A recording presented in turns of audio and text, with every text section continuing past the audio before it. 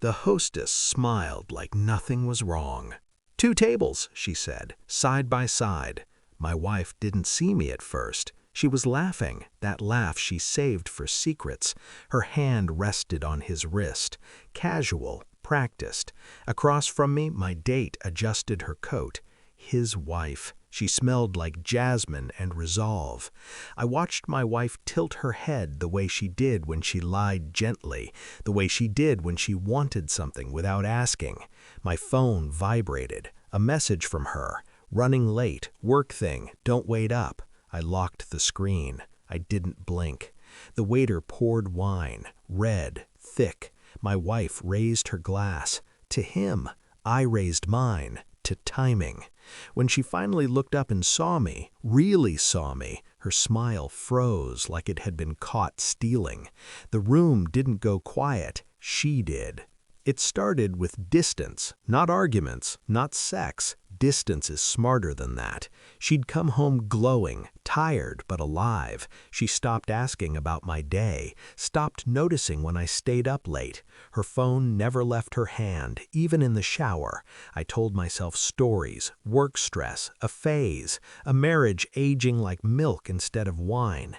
Then I noticed the schedule. Tuesdays. Always Tuesdays. She'd dress carefully, not sexy, intentional. Perfume she never wore for me.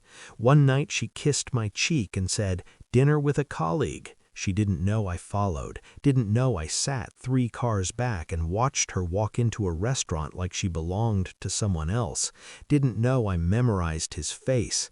I didn't confront her. I went home and washed my hands. Something had touched me, something filthy. I became observant, silent. I checked phone records, shared calendars, receipts she forgot to shred.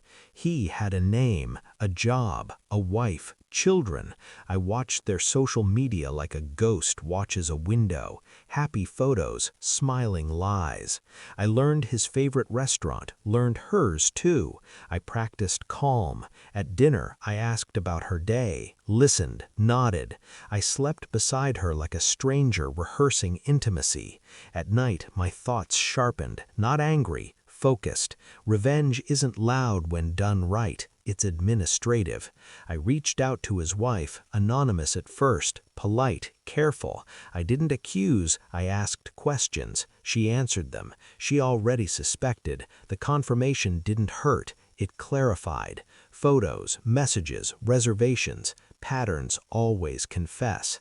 I asked my wife one night, "Do you like Italian?" She hesitated, just a fraction. "Sure," she said. "Why?" No reason.